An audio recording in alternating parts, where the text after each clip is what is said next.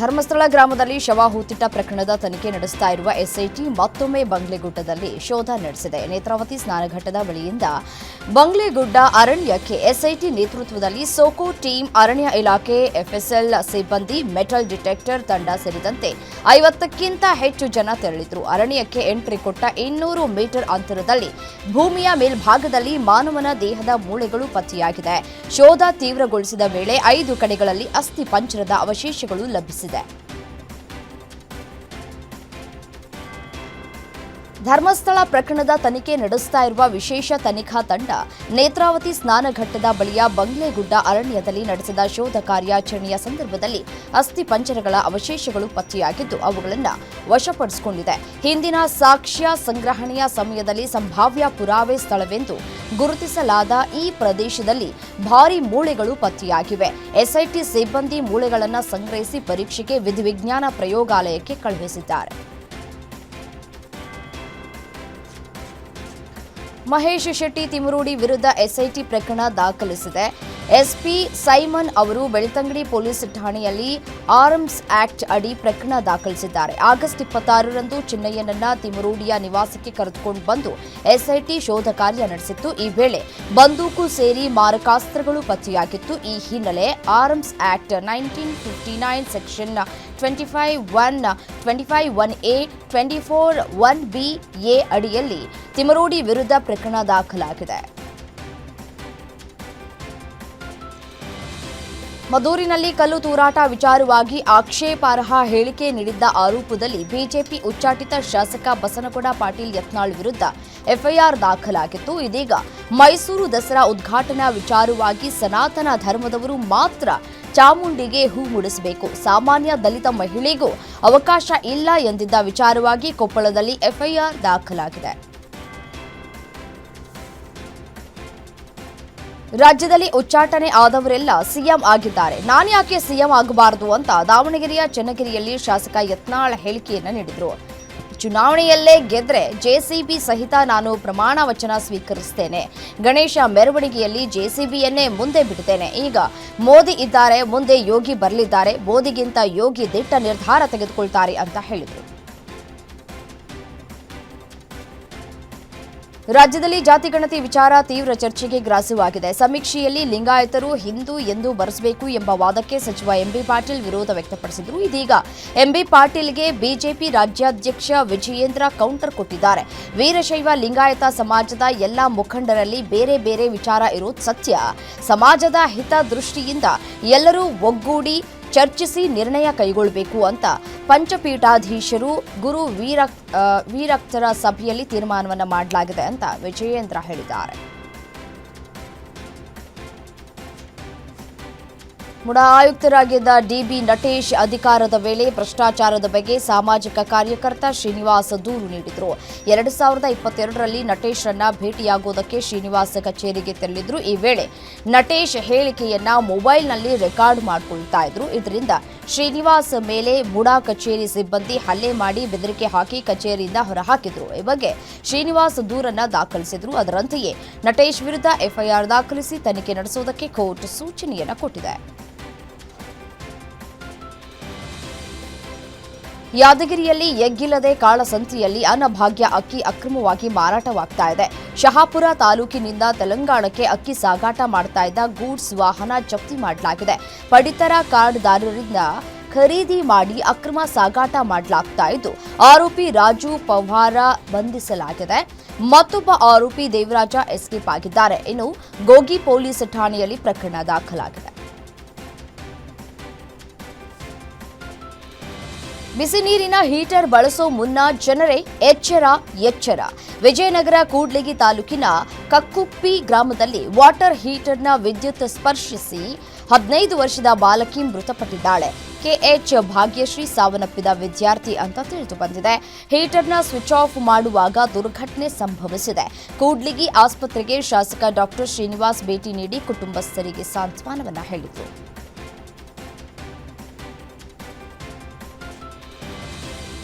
ಬೆಂಗಳೂರಿನ ಕಾರೊಂದರಲ್ಲಿ ಬರೋಬ್ಬರಿ 20 ಕೆಜಿ ಗಾಂಜಾ ಪತ್ತೆಯಾಗಿದ್ದು ಗಿರಿನಗರ ಪೊಲೀಸರು ಜಪ್ತಿ ಮಾಡಿದ್ದಾರೆ. ನಾಯಂಡಳ್ಳಿ ಕಡೆಯಿಂದ ಬರ್ತಾ ಇದ್ದ ಅನುಮಾನಾಸ್ಪದ ಸ್ವಿಫ್ಟ್ ಕಾರನ್ನ ತಡೆದು ಈ ವೇಳೆ ಸಂಶಯ ಪಟ್ಟು ಸಂಚಾರಿ ಪೊಲೀಸರು ಪರಿಶೀಲನೆಯನ್ನು ನಡೆಸಿದ್ರು. ಈ ವೇಳೆ ಕಾರ್ನಲ್ಲಿ 20 ಕೆಜಿ ಗಾಂಜಾ ಇರುವುದು ಪತ್ತೆಯಾಗಿದೆ. ಮೂವರಲ್ಲಿ ಇಬ್ಬರು ಪರಾರಿಯಾಗಿದ್ದು, ಕಾರು ಚಾಲಕ ನಹೀಂ ಎಂಬಾತನನ್ನ ಬಂಧಿಸಲಾಗಿದೆ. ಘಟನೆ ಸಂಬಂಧ ಗಿರಿನಗರ ಪೊಲೀಸ್ ಠಾಣೆಯಲ್ಲಿ ಪ್ರಕರಣ ದಾಖಲಾಗಿದೆ.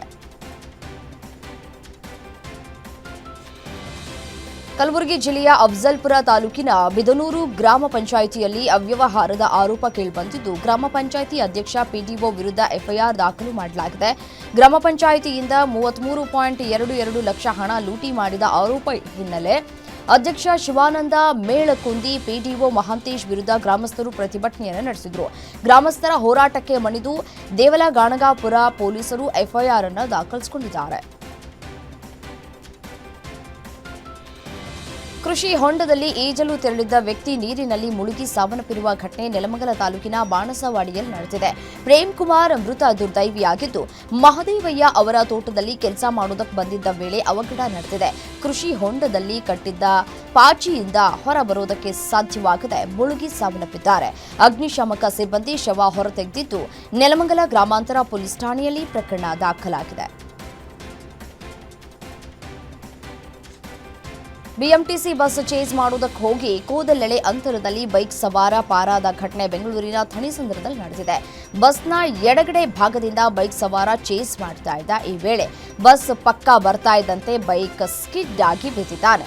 ಬಸ್ ಚಲಿಸುವಾಗ ಬೈಕ್ ಸಮೇತ ಕೆಳಗಡೆ ಬಿದ್ದಿದ್ದು, ಕೂದಲೆಳೆ ಅಂತರದಲ್ಲಿ ಪಾರಾಗಿದ್ದಾನೆ.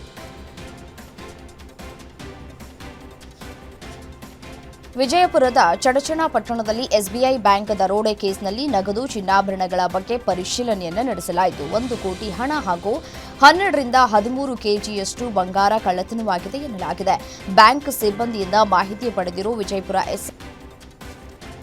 ರಾಜಧಾನಿ ಬೆಂಗಳೂರಲ್ಲಿ ಹಲವೆಡೆ ತಡರಾತ್ರಿ ಗುಡುಗು ಸಹಿತ ಮಳೆ ಅಬ್ಬರಿಸಿತು. ಆರ್ಆರ್ ನಗರ, ವಿಜಯನಗರ, ವಿದ್ಯಾರಣ್ಯಪುರ, ಯಲಹಂಕ, ಯಶವಂತಪುರ, ಮತ್ತಿಕೆರೆ, ಕೋರಮಂಗಲ, ಮಲ್ಲೇಶ್ವರಂ, ರಾಜಾಜಿನಗರ, ಬನಶಂಕರಿ ಸೇರಿ ವಿವಿಧೆಡೆ ಧಾರಾಕಾರ ಮಳೆಯಾಗಿದೆ. ಇದರಿಂದ ಪ್ರಮುಖ ರಸ್ತೆಗಳಲ್ಲಿ ಭಾರೀ ಸಂಚಾರ ದಟ್ಟಣೆ ಉಂಟಾಗಿ ವಾಹನ ಸವಾರರು ಪರದಾಟವನ್ನು ನಡೆಸಿದರು.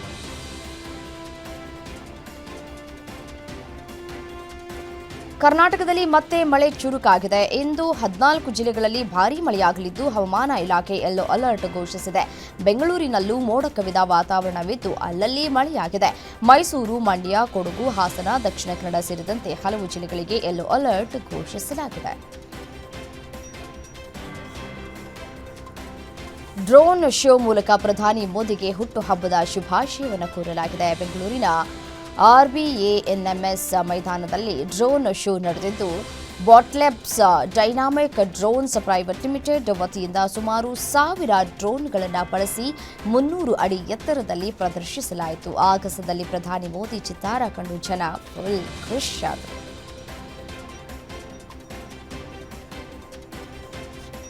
ಭಾರತದ ಪ್ರಧಾನಿ ಮೋದಿ ಅವರ 75ನೇ ಹುಟ್ಟುಹಬ್ಬದ ಶುಭಾಶಯ ಕೋರುವುದಕ್ಕೆ ದುಬೈನಲ್ಲಿರುವಂತಹ ವಿಶ್ವದ ಅತಿ ಎತ್ತರದ ಕಟ್ಟಡವಾದ ಬುರ್ಜ್ ಖಲೀಫಾ ದೀಪಗಳಿಂದ ಬೆಳಗಿತು. ದುಬೈನ ಬುರ್ಜ್ ಖಲೀಫಾ ಮೋದಿ ಅವರ ಫೋಟೋಗಳಿಂದ ಬೆಳಗಿತು.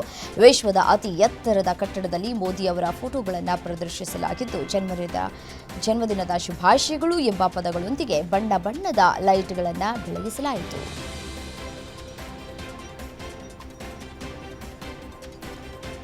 ಪ್ರಧಾನಿ ನರೇಂದ್ರ ಮೋದಿ ತಮ್ಮ 75ನೇ ಹುಟ್ಟುಹಬ್ಬವನ್ನು ಆಚರಿಸಿಕೊಂಡಿದ್ದಾರೆ. ಈ ಹಿನ್ನೆಲೆಯಲ್ಲಿ ಹಲವಾರು ವಿಶ್ವ ನಾಯಕರಿಂದ ವಿಡಿಯೋ ಸಂದೇಶಗಳ ಸರಮಾಲೆಯೇ ಸಾಮಾಜಿಕ ಮಾಧ್ಯಮಗಳಲ್ಲಿ ಹರಿದಾಡುತ್ತಿವೆ. ಡೊನಾಲ್ಡ್ ಟ್ರಂಪ್ನಿಂದ ಬಿಲ್ಗೇಟ್ಸ್ ವರೆಗಿನ ಜಾಗತಿಕ ನಾಯಕರು ಪ್ರಧಾನಿ ಮೋದಿಯ ಹುಟ್ಟುಹಬ್ಬಕ್ಕೆ ಅವರ ನಾಯಕತ್ವ, ಅಂತಾರಾಷ್ಟ್ರೀಯ ಪಾಲುದಾರಿಕೆಗಳನ್ನು ಆಚರಿಸುತ್ತಾ ಶುಭಾಶಯಗಳನ್ನು ಕೋರಿದ್ದಾರೆ.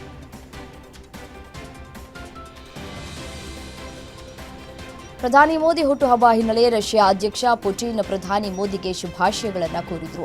ಪ್ರಧಾನಿ ಮೋದಿ ರಷ್ಯಾ ಅಧ್ಯಕ್ಷ ಪುಟಿನ್ ಅವರಿಗೆ ಧನ್ಯವಾದವನ್ನು ಅರ್ಪಿಸಿದರು. ಇದೇ ವೇಳೆ ಮೋದಿ ಉಕ್ರೇನ್ ಸಂಘರ್ಷದ ಶಾಂತಿಯುತ ಪರಿಹಾರಕ್ಕಾಗಿ ಭಾರತ ಸಾಧ್ಯವಿರುವ ಎಲ್ಲ ಸಹಾಯವನ್ನು ನೀಡುವುದಕ್ಕೆ ಸಿದ್ಧವಾಗಿದೆ ಅಂತ ಪುಟಿನ್ಗೆ ಸೂಚಿಸಿದರು. ಎರಡೂ ದೇಶಗಳ ಸಂಬಂಧಗಳನ್ನು ಹೆಚ್ಚಿಸುವುದಾಗಿ ಪ್ರತಿಜ್ಞೆ ಮಾಡಿದ್ದಾರೆ. ಪ್ರಧಾನಿ ನರೇಂದ್ರ ಮೋದಿ ಅವರು ತಮ್ಮ 75ನೇ ಜನ್ಮದಿನವನ್ನು ಆಚರಿಸಿಕೊಂಡಿದ್ದಾರೆ. ಭಾರತೀಯ ಜನತಾ ಪಕ್ಷದ ಒಳಗಿನ ಅಲಿಖಿತ ನಿಯಮದಂತೆ 75 ವರ್ಷವು ರಾಜಕೀಯ ನಿವೃತ್ತಿಯ ಗಡಿಯಾಗಿದೆ. ಈ ಹಿನ್ನೆಲೆಯಲ್ಲಿ ಮೋದಿಯವರ ವಯಸ್ಸಿನ ಬಗ್ಗೆ ವಿರೋಧ ಪಕ್ಷಗಳು ಮತ್ತು ಸಾಮಾಜಿಕ ಜಾಲತಾಣಗಳಲ್ಲಿ ಚರ್ಚೆ ಜೋರಾಗಿ ನಡೀತಾ ಇದೆ. ಪ್ರಧಾನಿ ಮೋದಿಯವರ ದೂರದೃಷ್ಟಿಯ ನಾಯಕತ್ವದಲ್ಲಿ ಕೇಂದ್ರ ಸರ್ಕಾರವು ಬುಡಕಟ್ಟು ಜನಾಂಗದವರಿಗಾಗಿ ಆದಿ ಕರ್ಮಯೋಗಿ ಅಭಿಯಾನವನ್ನು ಪ್ರಾರಂಭಿಸಿದೆ. ಇದು ದೇಶದ 11 ಕೋಟಿ ಬುಡಕಟ್ಟು ಜನಾಂಗದವರಿಗೆ ಪ್ರಯೋಜನವನ್ನು ನೀಡುತ್ತದೆ. ಅಭಿವೃದ್ಧಿ ಹೊಂದಿದ ಭಾರತದ ಕನಸನ್ನು ನನಸಾಗಿಸುವುದು ಆದಿ ಕರ್ಮಯೋಗಿ ಅಭಿಯಾನದ ಉದ್ದೇಶವಾಗಿದೆ. ಮಧ್ಯಪ್ರದೇಶದ ಧಾರ್ನಲ್ಲಿ ಪ್ರಧಾನಿ ಮೋದಿ ಆದಿ ಕರ್ಮಯೋಗಿ ಅಭಿಯಾನದಡಿ ಆದಿ ಸೇವಾ ಪರ್ವಕ್ಕೆ ಚಾಲನೆಯನ್ನು ನೀಡಿದರು.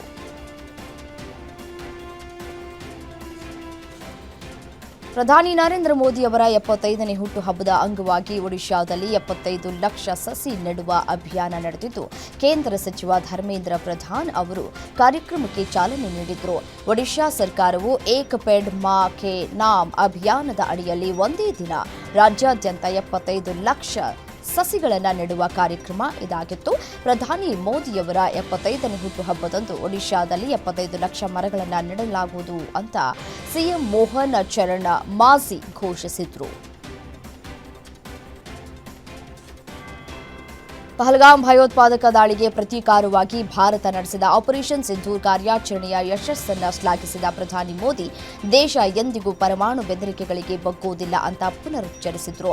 ಭಾರತ ನಡೆಸಿದ ಆಪರೇಷನ್ ಸಿಂಧೂರ್ ಕಾರ್ಯಾಚರಣೆಯ ವೇಳೆ ಪಾಕಿಸ್ತಾನ ಮತ್ತು ಪಾಕ್ ಆಕ್ರಮಿತ ಕಾಶ್ಮೀರದಲ್ಲಿನ ತನ್ನ ಭಯೋತ್ಪಾದಕ ಶಿಬಿರ ಸಾಕಷ್ಟು ಹಾನಿಗೊಳಗಾಗಿದೆ ಅಂತ ಭಯೋತ್ಪಾದಕ ಗುಂಪು ಜೈಷ್ ಎ ಮೊಹಮ್ಮದ್ ಈಗಾಗಲೇ ಒಪ್ಪಿಕೊಂಡಿದ್ದು, ಇದು ಉಗ್ರ ಪೋಷಕ ಪಾಕ್ನ ಬಣ್ಣ ಬಯಲು ಮಾಡಿದೆ ಅಂತ ಅವರು ಗುಡುಗಿದರು. ವಾರಣಾಸಿ ನ್ಯಾಯಾಲಯ ಅಕ್ಷರಶಃ ರಣರಂಗವಾಗಿತ್ತು. ನೂರಾರು ವಕೀಲರು ಪೊಲೀಸರ ಮೇಲೆಯೇ ಹಲ್ಲೆ ನಡೆಸಿದ್ದಾರೆ. ಬರಗಾವ್ ಪೊಲೀಸ್ ಠಾಣೆಯಲ್ಲಿ ನಿಯೋಜಿತರಾಗಿದ್ದ ಸಬ್ ಇನ್ಸ್ಪೆಕ್ಟರ್ ಮಿಥಿಲೇಶ್ ಪ್ರಜಾಪತಿರನ್ನ ವಕೀಲರು ಸುತ್ತುವರೆದಿದ್ದು, ಜಿಲ್ಲಾ ಮ್ಯಾಜಿಸ್ಟ್ರೇಟ್ ಪೋರ್ಟಿಕೋ ಬಳಿ ಹಲ್ಲೆಯನ್ನು ನಡೆಸಿರುವುದು ಸಿಸಿಟಿವಿಯಲ್ಲಿ ಸೆರೆಯಾಗಿದೆ. ಕೋರ್ಟ್ ಆವರಣದ ಇತರೆ ಪೊಲೀಸ್ ಅಧಿಕಾರಿಗಳು ಮಧ್ಯಪ್ರವೇಶಿಸಿ ಗಲಾಟೆಯನ್ನು ತಿಳಿಗೊಳಿಸಿದ್ದಾರೆ. ಆಂಧ್ರಪ್ರದೇಶದ ನೆಲ್ಲೂರಿನ ಸಂಗಮ್ ಮಂಡಲದ ರಾಷ್ಟ್ರೀಯ ಹೆದ್ದಾರಿಯ ಪೆರಮನ್ ಬಳಿ ಟಿಪ್ಪರ್ ಲಾರಿಯೊಂದು ಕಾರಿಗೆ ಡಿಕ್ಕಿ ಹೊಡೆದ ಪರಿಣಾಮ ಮಗು ಸೇರಿದಂತೆ 7 ಜನರು ಸಾವನ್ನಪ್ಪಿದ್ದಾರೆ. ರಸ್ತೆಯಲ್ಲಿ ಅತಿ ವೇಗವಾಗಿ ಬರ್ತಾ ಇದ್ದಂತಹ ಟಿಪ್ಪರ್ ಕಾರಿಗೆ ಡಿಕ್ಕಿ ಹೊಡೆದಿದೆ. ಇದರ ಪರಿಣಾಮದಿಂದ ವಾಹನವು ಲಾರಿಯ ಕೆಳಗೆ ನಜ್ಜುಗುಜ್ಜಾಗಿದ್ದು, ವಾಹನದಲ್ಲಿ ಇದ್ದವರು ಸ್ಥಳದಲ್ಲೇ ಮೃತಪಟ್ಟಿದ್ದಾರೆ. ಸಿಎಂ ಚಂದ್ರಬಾಬು ನಾಯ್ಡು ದುರಂತದ ಬಗ್ಗೆ ಆಘಾತವನ್ನು ವ್ಯಕ್ತಪಡಿಸಿದ್ದಾರೆ.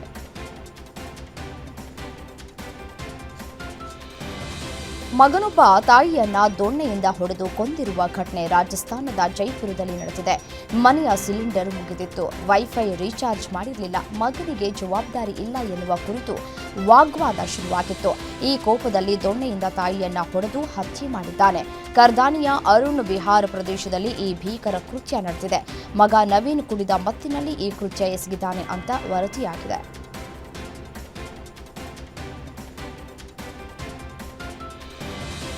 ಭಯೋತ್ಪಾದನಾ ಸಂಘಟನೆಗಳು ಮತ್ತು ಪಾಕಿಸ್ತಾನದ ನಡುವಿನ ನಂಟಿನ ಒಂದೊಂದೇ ಅಸಲಿ ಸತ್ಯಗಳು ಇದೀಗ ಬಯಲಿಗೆ ಬರುತ್ತಿದೆ. ಸಾಮಾಜಿಕ ಮಾಧ್ಯಮ ವೇದಿಕೆಗಳಲ್ಲಿ ಕಾಣಿಸಿಕೊಂಡ ವಿಡಿಯೋವೊಂದರಲ್ಲಿ ಲಷ್ಕರ್ ಎ ತೊಯ್ಬಾದ ಉಪ ಮುಖ್ಯಸ್ಥ ಸೈಫುಲ್ಲಾ ಕಸೂರಿ ಭಯೋತ್ಪಾದಕ ಸಂಘಟನೆಗೆ ಪಾಕಿಸ್ತಾನದ ಬೆಂಬಲದ ಬಗ್ಗೆ ದಿಟ್ಟ ಹೇಳಿಕೆಗಳನ್ನು ನೀಡಿದ್ದಾನೆ. ಸುಮಾರು 2 ನಿಮಿಷಗಳ ವಿಡಿಯೋದಲ್ಲಿ ಕಸೂರಿ ಪ್ರಧಾನಿ ನರೇಂದ್ರ ಮೋದಿ ಮತ್ತು ಭಾರತಕ್ಕೆ ಕಟು ಎಚ್ಚರಿಕೆ ನೀಡಿದ್ದಾನೆ.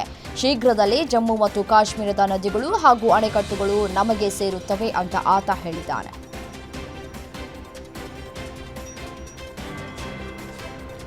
ಬಾಲಿವುಡ್ ನಟಿ ದಿಶಾ ಪಟಾನಿ ಅವರ ಮನೆ ಬಳಿ ಇತ್ತೀಚೆಗೆ ನಡೆದ ಗುಂಡಿನ ದಾಳಿಯಲ್ಲಿ ಭಾಗಿಯಾಗಿದ್ದ 2 ದುಷ್ಕರ್ಮಿಗಳು ಎನ್ಕೌಂಟರ್ನಲ್ಲಿ ಹತ್ಯೆಯಾಗಿದ್ದಾರೆ. ಉತ್ತರ ಪ್ರದೇಶದ ಗಾಜಿಯಾಬಾದ್ನಲ್ಲಿ ನಡೆದ ಎನ್ಕೌಂಟರ್ನಲ್ಲಿ ರವೀಂದ್ರ ಅರುಣ್ ಹತ್ಯೆಯಾಗಿದ್ದಾರೆ. ಇಬ್ಬರು ಗೋಲ್ಡಿ ಬ್ರಾರ್ ಗ್ಯಾಂಗ್ನ ಸಕ್ರಿಯ ಸದಸ್ಯರಾಗಿದ್ದರು. ಜೊತೆಗೆ ಹಲವು ಕ್ರಿಮಿನಲ್ ಪ್ರಕರಣಗಳಲ್ಲಿ ಮೋಸ್ಟ್ ವಾಂಟೆಡ್ಗಳಾಗಿದ್ದರು ಅಂತ ಮಾಹಿತಿ ತಿಳಿದು ಬಂದಿದೆ. ಸೆಪ್ಟೆಂಬರ್ 12ರಂದು ಬಾಲಿವುಡ್ ನಟಿ ದಿಶಾ ಪಟಾನಿ ಅವರ ಬರೇಲಿ ನಿವಾಸದ ಉಗ್ರರನ್ನ ಎನ್ಐಎ ಅಧಿಕಾರಿಗಳು ಬಂಧಿಸಿದ್ದಾರೆ. ಅಶರ್ ದಾನೇಶ್, ಅಫ್ತಾಬ್ ಖುರೇಶಿ, ಸುಫಿಯಾನ್ ಅಬುಬಕರ್ ಖಾನ್, ಮೊಹಮ್ಮದ್ ಹುಜೈಫ್ ಯಮನ್ ಮತ್ತು ಕ್ರಮಾನ್ ಕೇರಳದಲ್ಲಿ ನಿಗೂಢವಾಗಿ ವ್ಯಾಪಿಸ್ತಾ ಇರುವಂತಹ ಮೆದುಳು ತಿನ್ನುವ ಅಮೀಬಾ ಸೋಂಕಿಗೆ ಈವರೆಗೂ 19 ಮಂದಿ ಬಲಿಯಾಗಿದ್ದಾರೆ ಅಂತ ಫೌಲೇರಿಯಿಂದ ಉಂಟಾಗುತ್ತದೆ. ಈ ವರ್ಷ ಕೇರಳದಲ್ಲಿ 61 ದೃಢಪಡಿಸಿದ PAM ಪ್ರಕರಣಗಳು ಮತ್ತು 19 ಸಾವುಗಳು ದಾಖಲಾಗಿವೆ. ಫೋಟೋಗಳನ್ನು ಹೊಂದಿರುತ್ತವೆ ಅಂತ ಕೇಂದ್ರ ಚುನಾವಣಾ ಆಯೋಗ ತಿಳಿಸಿದೆ. 2015ರಿಂದ EVM ಮತಪತ್ರಗಳಲ್ಲಿ ಅಭ್ಯರ್ಥಿಗಳ ಕಪ್ಪು ಮತ್ತು ಬಿಳಿ ಫೋಟೋಗಳನ್ನು ಅಂಟಿಸಲಾಗ್ತಾ ಇದೆ. ಇದನ್ನು ಗುರುತಿಸೋದಕ್ಕೆ ಹಲವು ಮತದಾರರಿಗೆ ಕಷ್ಟವಾಗ್ತಾ ಇದೆ. ಹೀಗಾಗಿ ಚುನಾವಣಾ ಆಯೋಗ ಇದೇ ಮೊದಲ ಬಾರಿಗೆ ಮತಪತ್ರಗಳಲ್ಲಿ ಬದಲಾವಣೆ ತರುವುದಕ್ಕೆ ಮುಂದಾಗಿದೆ. ಇದು ಬಿಹಾರ ವಿಧಾನಸಭೆ ಚುನಾವಣೆಯಿಂದಲೇ ಅನ್ವಯವಾಗಲಿದೆ. ಉತ್ತರಾಖಂಡದ ಡೆಹ್ರಾಡೂನ್ನಲ್ಲಿ ಭಾರೀ ಮಳೆಗೆ 15 ಮಂದಿ ಸಾವನ್ನಪ್ಪಿದ್ದು 16 ಮಂದಿ ನಾಪತ್ತೆಯಾಗಿರುವ ಘಟನೆ ನಡೆದಿದೆ. ಮಳೆಗೆ ಹಲವು ರಸ್ತೆ ಮತ್ತು ಮನೆ ಅಂಗಡಿಗಳು ಹಾನಿಗೆ ಒಳಗಾಗಿವೆ. ರಾಜ್ಯದ ಹಲವಾರು ಭಾಗಗಳಲ್ಲಿ ಮೇಘಸ್ಫೋಟ ಉಂಟಾಗಿ ಮತ್ತು ಭಾರೀ ಮಳೆಯಿಂದಾಗಿ ಅಪಾರ ಪ್ರಮಾಣದ ಹಾನಿ ಸಂಭವಿಸಿದ್ದು ನದಿಗಳು ಉಕ್ಕಿ ಹರಿಯುತ್ತಿವೆ. ಚಮೋಲಿ, ಚಂಪಾವತ್, ಡೆಹ್ರಾಡೂನ್, ನೈನಿತಾಲ್, ಪೌರಿ ಗರ್ವಾಲ್, ಪಿಥೋರಗಢ, ರುದ್ರಪ್ರಯಾಗ, ತೆಹ್ರಿ ಗರ್ವಾಲ್ ಮತ್ತು ಉತ್ತರಕಾಶಿ ಜಿಲ್ಲೆಗಳು ಅಪಾಯದಲ್ಲಿವೆ.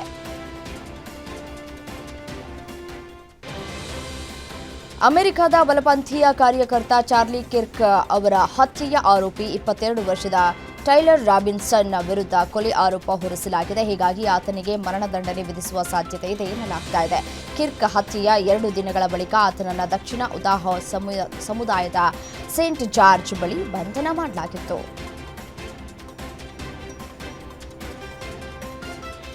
ಆಪರೇಷನ್ ಸಿಂಧೂರ್ ಸಂದರ್ಭದಲ್ಲಿ ಭಾರತವು ಯಾವುದೇ ಮೂರನೇ ದೇಶದ ಮಧ್ಯಸ್ಥಿಕೆಯನ್ನು ಸ್ಪಷ್ಟವಾಗಿ ನಿರಾಕರಿಸಿತು ಅಂತ ಪಾಕಿಸ್ತಾನದ ವಿದೇಶಾಂಗ ಸಚಿವ ಇಶಾಕ್ ದಾರ್ ಸ್ಪಷ್ಟನೆಯನ್ನು ನೀಡಿದ್ದಾರೆ. ಇದು ಭಾರತ ಪಾಕಿಸ್ತಾನ ಸಂಘರ್ಷವನ್ನ ತಾನೇ ಮಧ್ಯಸ್ಥಿಕೆ ಮಾಡಿದೆ ಎಂಬ ಅಮೆರಿಕ ಅಧ್ಯಕ್ಷ ಡೊನಾಲ್ಡ್ ಟ್ರಂಪ್ ಹೇಳಿಕೆಯನ್ನು ತಿರಸ್ಕರಿಸಿದ ಇಶಾಕ್ ದಾರ್, ಭಾರತದೊಂದಿಗೆ ಮಾತುಕತೆಗೆ ನಾವು ಸಿದ್ಧರಾಗಿದ್ದ ಫಾರ್ ಜಸ್ಟಿಸ್ ಬೆದರಿಕೆ ಹಾಕಿದೆ. ಕೆನಡಾದಲ್ಲಿರುವ ಖಲಿಸ್ತಾನಿ ಭಯೋತ್ಪಾದಕ ಗುಂಪುಗಳು ವಿದೇಶಿ ನಿಧಿಯನ್ನ ಬಳಸಿಕೊಳ್ತಾ ಇರುವ ಬಗ್ಗೆ ಕೆನಡಾ ಸರ್ಕಾರ ವರದಿ ಪ್ರಕಟಿಸಿದ ಬಳಿಕ ವ್ಯಾನ್ಕೋವರ್ನಲ್ಲಿರುವ ಭಾರತೀಯ ದೂತಾವಾಸ ಕಚೇರಿಗೆ ಸೆಪ್ಟೆಂಬರ್ 18ರಂದು ಮುತ್ತಿಗೆ ಹಾಕುವುದಾಗಿ ಘೋಷಿಸಿದೆ. ಈ ಮೂಲಕ ಭಾರತೀಯ ರಾಯಭಾರಿಗಳಿಗೆ ಬೆದರಿಕೆಯನ್ನು ಒಡ್ಡಿದೆ.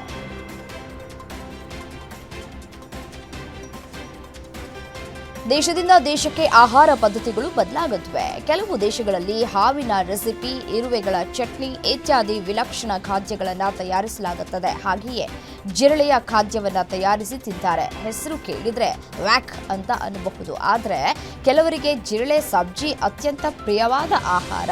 ಇದನ್ನು ತಯಾರಿಸುವ ವಿಡಿಯೋ ಒಂದು ಸಾಮಾಜಿಕ ಜಾಲತಾಣದಲ್ಲಿ ವೈರಲ್ ಆಗಿದೆ. ಅಮೆರಿಕದ ಮಹಿಳೆಯೊಬ್ಬರು ನ್ಯೂಯಾರ್ಕ್ನ ಜನಪ್ರಿಯ ಟೈಮ್ಸ್ ಸ್ಕ್ವೇರ್ನಲ್ಲಿ ಫಲಕ ಹಿಡಿದು ನಿಂತಿರುವ ವಿಡಿಯೋ ಒಂದು ಸಾಮಾಜಿಕ ಮಾಧ್ಯಮದಲ್ಲಿ ವೈರಲ್ ಆಗ್ತಾ ಇದೆ. ಆ ಫಲಕದಲ್ಲಿ ಅವರು ಭಾರತೀಯ ಪತಿಯನ್ನ ಹುಡುಕ್ತಾ ಇರುವುದಾಗಿ ಬರೆದಿದ್ದಾರೆ. ಈ ವಿಡಿಯೋವನ್ನ ಅವರು ತಮ್ಮ ಇನ್ಸ್ಟಾಗ್ರಾಮ್ ಹ್ಯಾಂಡಲ್ನಲ್ಲಿ ಪೋಸ್ಟ್ ಮಾಡಿದ ಕೂಡಲೇ ಭಾರೀ ಸದ್ದು ಮಾಡ್ತಾ ಇದೆ. ಇನ್ಸ್ಟಾಗ್ರಾಂನಲ್ಲಿರುವ ಭಾರತೀಯ ಬಳಕೆದಾರರು ಹಾಸ್ಯ ಮತ್ತು ಮೋಜು ಭರಿತ ಕಾಮೆಂಟ್ ಮಾಡ್ತಾ ಇದ್ದಾರೆ. ದಕ್ಷಿಣ ಕೊರಿಯಾ ದೇಶದಲ್ಲಿ ಮಾತೃತ್ವ ಬೆಂಬಲ ವ್ಯವಸ್ಥೆಯು ವ್ಯಾಪಕ ಪ್ರಶಂಸೆಯನ್ನ ಗಳಿಸ್ತಾ ಇದೆ. ಗರ್ಭಿಣಿಯಾದರೆ ಇಲ್ಲಿನ ಸರ್ಕಾರ ಧನ ಸಹಾಯ ಒದಗಿಸ್ತಾ ಇದೆ.